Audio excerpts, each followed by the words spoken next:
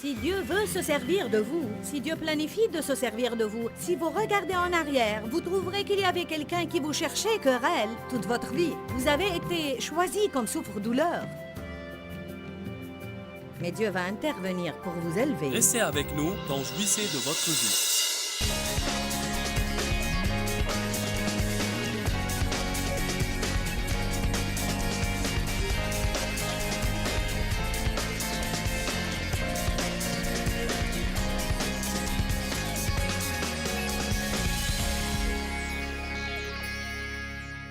Quand on dit « soyez satisfait de vous-même », cela ne veut pas dire ne jamais vouloir changer. Nous savons que nous avons besoin de changer.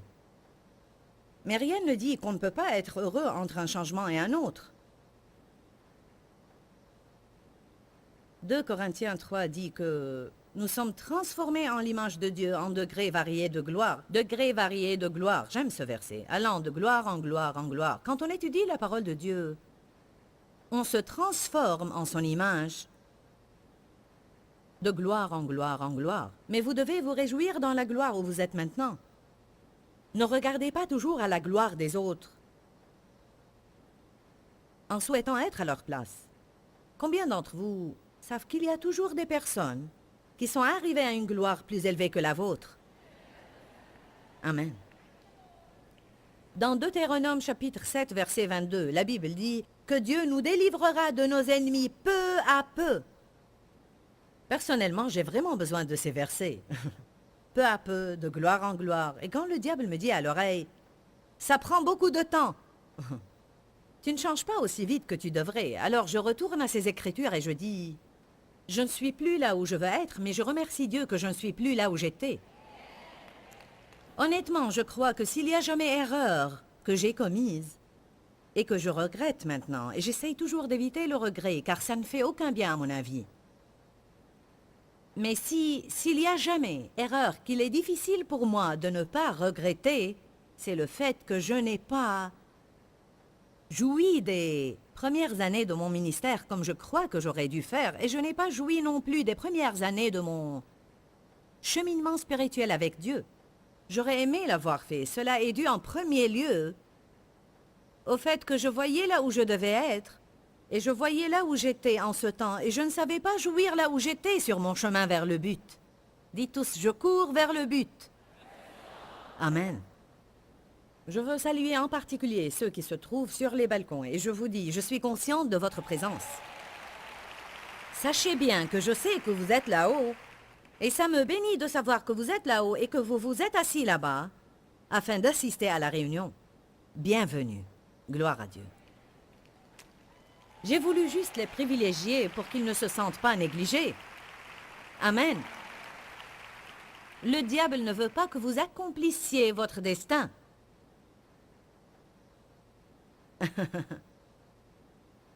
Il travaille jour et nuit afin de trouver différents moyens pour entraver votre progrès et vous empêcher d'être tout ce que Dieu veut que vous soyez et de jouir de ce que Jésus vous a donné par sa mort. Et certainement, il ne veut pas que vous jouissiez de quoi que ce soit. Jean 10, 10. Le voleur ne vient que pour voler, égorger et faire périr. Jésus a dit, mais moi je suis venu, je remercie Dieu qu'il soit venu. Pourquoi Jésus est venu? Pour que vous ayez la vie, que vous vous en réjouissiez et que vous l'ayez en abondance jusqu'à débordement. Je suis contente qu'on ne serve pas un Dieu qui nous donne à peine ce qui nous suffit, mais le Dieu du plus que suffisant. Je suis contente qu'il répande les bénédictions en abondance au lieu de les distribuer au compte-gouttes. Je suis contente qu'il soit El Shaddai et non pas El Chipo. Amen. Alléluia. Notre Dieu est puissant. Il a de très grands plans pour votre vie et pour la mienne, mais Satan veut essayer d'empêcher tous les plans de Dieu pour notre vie de se réaliser. Nous allons contempler la vie de David dans la Bible et voir les différents moyens dont l'ennemi s'est servi, et cela pour l'empêcher d'avancer et de croire qu'il peut entrer dans l'histoire et qu'il peut faire grand-chose. Le diable veut vous empêcher de faire quoi que ce soit, mais si vous allez essayer de faire quelque chose, il veut que ça soit médiocre et moyen. Il ne veut pas que vous croyiez que vous pouvez faire grand-chose. Il veut que vous viviez en marge de la vie en contemplant cette poignée de personnes que vous considérez être les héros du monde. Et à vous dévalorisez en croyant que Dieu ne peut pas se servir de vous. Et je vous dis, si Dieu s'est servi de moi, alors il peut se servir de quiconque. J'en suis sûre. Je pense que c'est une des raisons pour lesquelles il m'a appelé afin de prouver qu'il peut se servir de quelqu'un qui était aussi misérable que je l'étais quand il m'a appelé. Quand Dieu avait besoin de quelqu'un pour le charger de ce ministère, il a cherché une personne misérable et il a dit « Je vais manifester ma puissance en toi. » Amen. Dans 1 Samuel, chapitre 16, verset 1, il est écrit « Dieu dit à Samuel, « Jusqu'à quand resteras-tu à pleurer seul, alors que moi je l'ai rejeté et qu'il n'est plus roi sur Israël? Emplis d'huile ta corne et va. Je t'envoie chez Jessé le Bethléemite, car j'ai vu parmi ses fils le roi que je veux. » Je pourrais parler de ce sujet toute la nuit, car il faut qu'on dise aux gens, « Jusqu'à quand resterez-vous à pleurer ce que vous ne pouvez pas changer? » Si vous voulez progresser, vous devez lâcher ce qui est derrière mentalement et émotionnellement. Et vous devez avancer. Il a dit à Samuel le prophète, « Jusqu'à quand resteras-tu à pleurer? » Cet homme, alors que j'ai essayé de me servir de lui, mais sans succès. J'ai un nouveau plan. Amen. Alors Dieu voulait oindre David pour roi. Mais tout de suite, on remarque que l'ennemi a commencé à agir. Car quand Samuel était allé pour oindre l'un des fils de Jessé, comme Dieu lui avait dit de faire, on a appelé tous les fils de Jessé, sauf David. Satan a intervenu tout de suite pour que David se sente mal à l'aise, car sa famille ne considérait même pas que Dieu pouvait se servir de lui. Vous vous sentez mal à l'aise quand les gens ne considèrent même pas que Dieu peut se servir de vous. Ils ont appelé tous ses fils, sauf David, et le premier était sûrement l'aîné. Dans 1 Samuel chapitre 16, verset 6, il est écrit « Lorsqu'ils arrivèrent et que Samuel aperçut Eliab, qui est le fils aîné, il se dit « Sûrement pour Dieu, c'est son oint. » Mais Dieu dit à Samuel « Ne considère pas son apparence ni la hauteur de sa taille, car je l'ai écarté. » Il ne s'agit pas de ce que voient les hommes, car l'homme regarde à l'apparence, mais Dieu regarde au cœur. Ouh, comme c'est réconfortant. Dieu regarde au cœur. Il ne voit pas ce que nous faisons ou nos dons naturels et nos traits. En fait, je crois parfois que Dieu se sert exprès de ce que nous considérons être notre plus grande faiblesse. Car la Bible dit la puissance de Dieu s'accomplit dans la faiblesse. Parmi toutes les choses que je n'aimais pas en moi, et c'est vraiment drôle et hilarant maintenant, mais ce que je détestais le plus en moi, c'était ma voix. Je détestais beaucoup ma voix. C'est quelque chose de vraiment hilarant. Mais quelle leçon! Je n'aimais pas ma voix car elle était bizarre. Et pas comme la voix des autres. Amen. Certains d'entre vous ont quelque chose en eux qui les rend différents des autres et ils détestent aussi différentes choses en eux et différents traits de leur personnalité et de leur caractère. Et le diable leur a dit qu'ils étaient bizarres, mais moi je vous dis que vous n'êtes pas bizarres mais uniques. Il y a une grande différence entre être bizarre et être unique. Je croyais que ma voix était bizarre, mais elle est unique et son avantage est que quand je parle, les gens écoutent. Et cela pour la seule raison que ma voix est unique. Et croyez-moi, c'est vraiment quelque chose de très drôle, car partout où je vais, si les gens ne reconnaissent pas mon visage, ils disent « cette voix ». Je reconnaîtrai cette voix n'importe où. Je crois que souvent les téléspectateurs arrêtent de zapper pour la simple raison que ma voix est unique. Et quand quelque chose est unique, ça attire vraiment l'attention. Alors voici que Dieu se sert de ce que je considérais être le pire de mes défauts pour prêcher l'Évangile, littéralement dans le monde entier, chaque jour à travers la télévision. Le Seigneur est merveilleux. Amen. Il ne voit pas l'apparence de l'homme, mais il voit le cœur. N'oubliez pas que quand les autres vous prennent pour des vauriens, des bonariens, Dieu voit quelque chose que les autres ne voient pas. Alors ils ont appelé tous les fils. Et Dieu a dit, non, non, non, non, n'y a-t-il pas quelqu'un d'autre? Ils répondirent, si, il reste encore David. Juste David. Il est dehors en train de paître le bétail. Envoyez le chercher. Ils l'ont cherché, et il est écrit, et Samuel prit la corne d'huile et l'oignit au milieu de ses frères.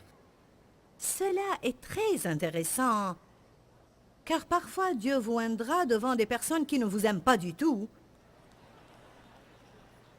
ou même devant des personnes qui sont jalouses de vous. Et je vous dis, les frères de David étaient jaloux de lui, et je vais vous le prouver dans quelques minutes. Probablement car il était gentil, ou bien car il aimait Dieu. Bien, vous pouvez lire tout cela dans le chapitre 16, et maintenant au début du chapitre 17, dans 1 Samuel 17, Goliath apparaît. Il était en train de se moquer et lancer un défi aux Israélites, et nul d'entre eux n'avait l'audace de le combattre, etc., etc., etc. Alors les 3 frères aînés de David ont été envoyés à la guerre, mais David, au pâturage pour paître le troupeau.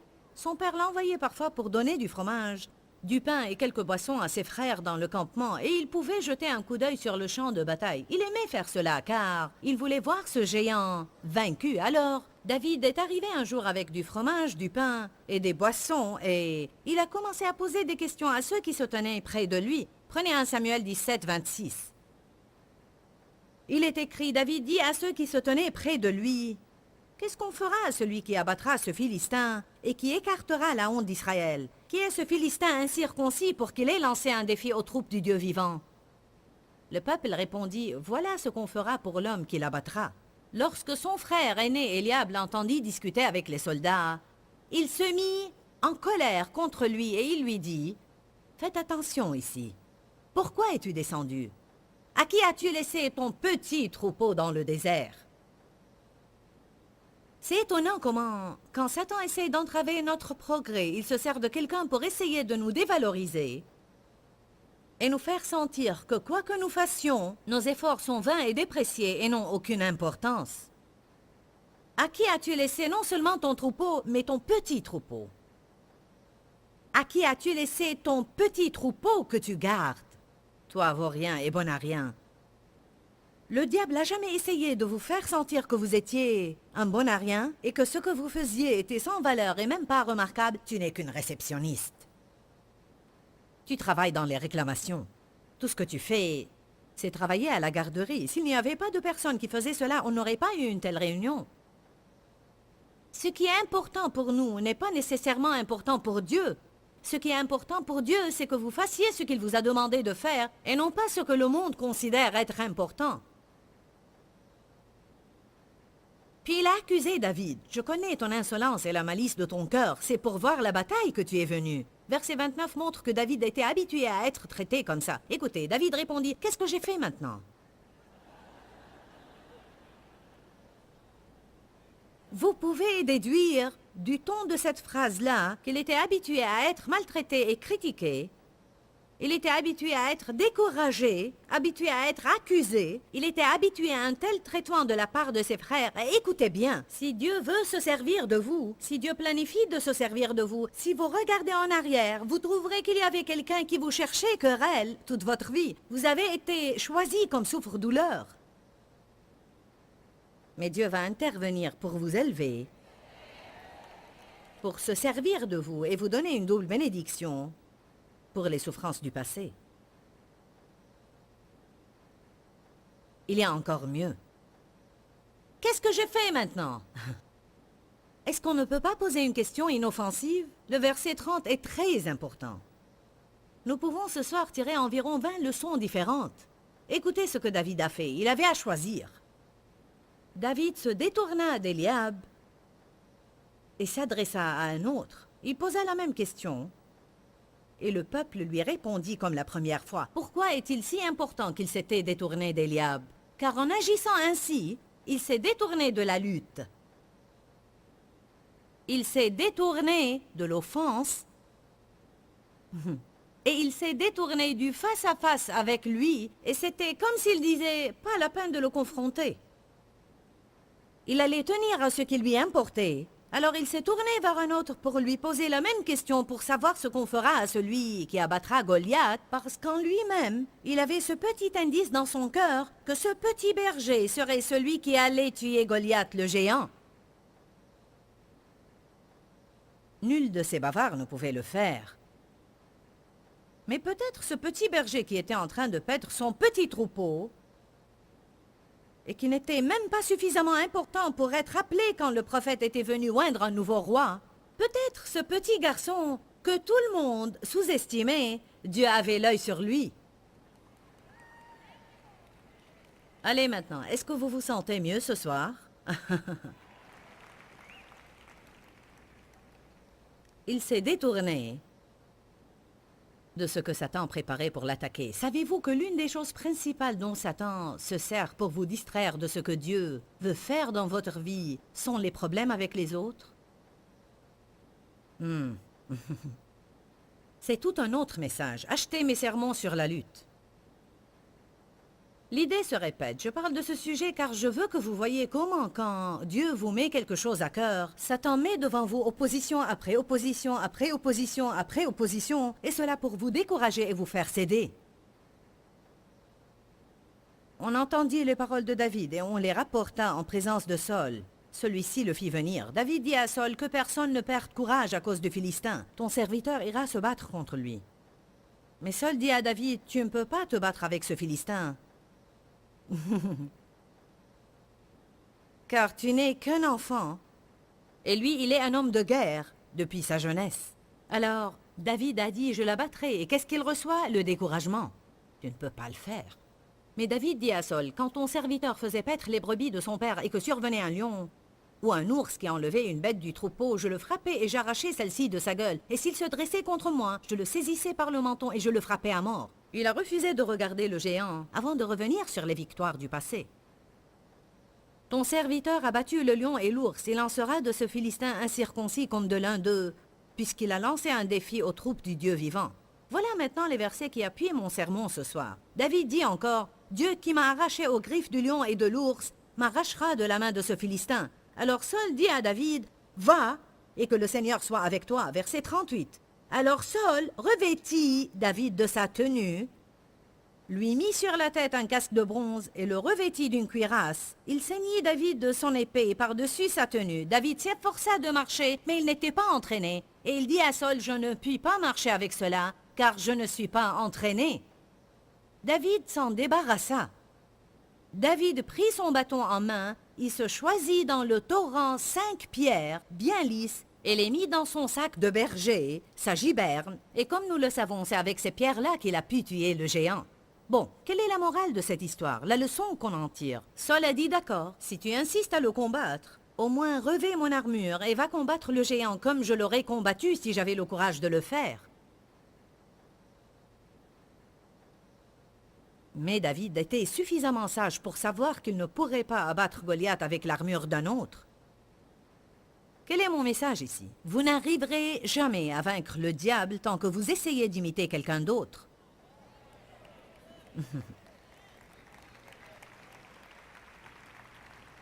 Vous n'arriverez jamais à battre les Goliaths qui sont dans votre vie tant que vous vous comparez aux autres, tant que vous faites concurrence avec les autres, et tant que vous croyez que vous n'allez pas être bien à moins que vous ne soyez comme eux. Saul dit, si tu es déterminé à l'abattre, abats-le donc à ma façon. Il répondit, non, je vais simplement ramasser ces petites pierres lisses. Mais qui tuerait un géant avec 5 pierres lisses? Je vous dis que peu importe ce que vous faites, ce qui importe vraiment est ce que Dieu décide de oindre. Il faut que vous compreniez que quoi que vous ayez, si Dieu vous demande ce qu'il a déjà oint, vous n'aurez pas à faire ce que quelqu'un d'autre a fait, mais ce que Dieu vous a dit de faire. Et ce n'est pas ce que quelqu'un d'autre a fait qui va être convenable pour vous, mais ce que Dieu vous demande de faire. Louez le Seigneur.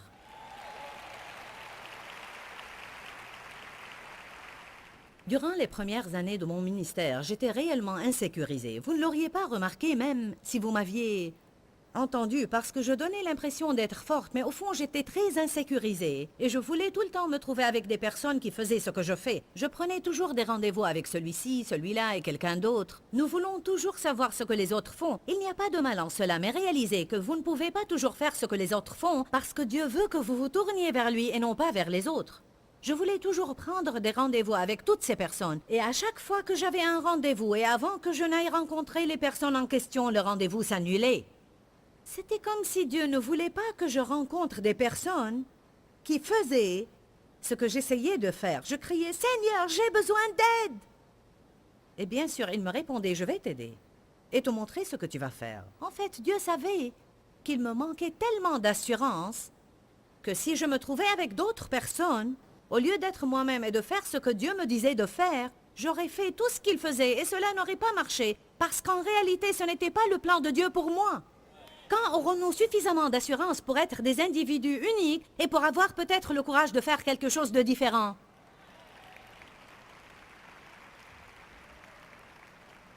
Et un des commentaires que j'entendais régulièrement quand j'ai commencé à être à la télé, les gens disaient « D'où est-elle venue ?» Croyez-moi, j'étais quelque part. J'étais là où personne n'aurait voulu être, mais j'étais quelque part. J'étais quelque part avec l'Esprit Saint, en train de combattre les diables. C'était là où j'étais. Amen. Et je voulais toujours savoir ce que les autres faisaient pour que je le fasse. Mais quand j'ai commencé à passer à la télé, un des commentaires que j'entendais régulièrement était « Cela est vraiment nouveau. Cela est original. J'apprécie beaucoup son style. Elle n'est pas du tout comme les autres. Dieu ne veut pas qu'on soit tous identiques. Il ne faut pas qu'à chaque fois que vous regardez un programme à la télé, vous trouvez qu'il est une copie intégrale à ce que vous venez de voir, excepté un changement de visage. Dieu favorise la variété. Il aime la créativité. Il ne faut pas avoir peur de sortir du commun et être un peu différent. Permettez à Dieu de se servir de vous d'une manière unique. Amen. Arrêtez de penser qu'il y a quelque chose qui ne va pas en vous simplement parce que vous ne faites pas les choses comme les autres les font. Amen. Bon. Une des choses que j'avais à surmonter était lire des livres sur de grands hommes et femmes de Dieu et croire automatiquement qu'il y avait quelque chose qui n'allait pas en moi, car je ne faisais pas ce qu'ils faisaient. As-tu lu un livre sur un intercesseur et pensé quel est mon problème? Je ne prie pas comme ça. J'ai lu des livres sur des intercesseurs qui priaient 12 heures par jour et je pensais quel est mon problème? J'ai découvert que Dieu se sert de chacun d'entre nous d'une manière différente. Ce que je déteste le plus, c'est les formules. Les directives sont super, mais les formules sont terribles. Vous savez pourquoi? Parce qu'elles deviennent des formules religieuses, des lettres de loi. Et la Bible nous apprend dans 2 Corinthiens, dans le chapitre 3 à 6, que la lettre tue tandis que l'esprit vivifie. Et si vous voulez qu'il y ait de la vie dans ce que vous faites, suivez le plan de Dieu pour votre vie et non pas les formules qui sont établies par quelqu'un d'autre et les transformer en loi et dire c'est ce que vous devez faire. Ne prenez pas une montre avec vous quand vous priez pour une certaine durée de temps. On ne pointe pas l'alarme avec Dieu. Bien, j'ai besoin de prier pour 1 heure, ou quoi que ce soit. Jésus a dit à ses disciples, « Vous n'avez pas la force de veiller 1 heure avec moi ?» Je ne dis pas que c'est une mauvaise directive à suivre, mais nous ne pouvons pas la tenir pour une loi et penser, « Bon, je dois prier pour 1 heure, sinon je ne suis pas bon. » Combien de fois je suis allée prier avec une montre et je disais ce que je pouvais dire en 20 minutes, puis je restais là pour 40 minutes supplémentaires juste pour prouver que je pouvais le faire. Et je détestais toute minute supplémentaire et on croit que cela fait plaisir à Dieu, ce n'est pas vrai.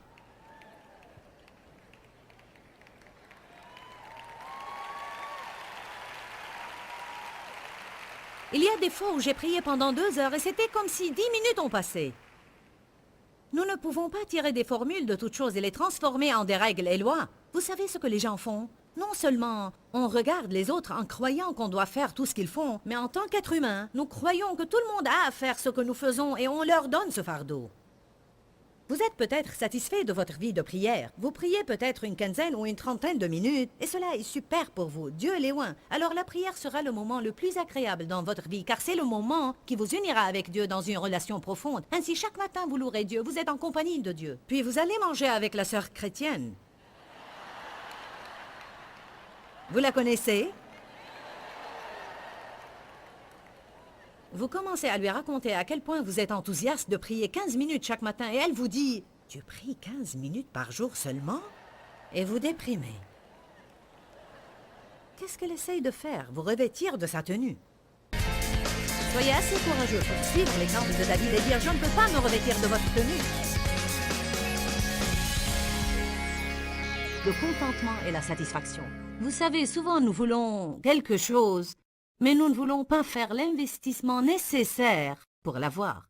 Nous ne voulons pas faire l'effort nécessaire pour l'écouter. Nous devons être éduqués.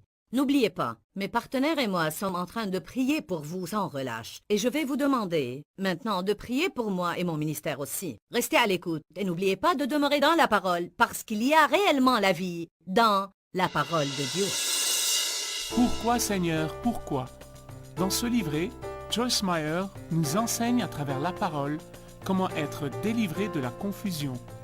Pour obtenir ce livret gratuitement, écrivez-nous à Joyce Meyer, boîte postale 40095-6300 Larnaca, Chypre. Ou bien visitez notre site web www.joycemeyer.org/fr.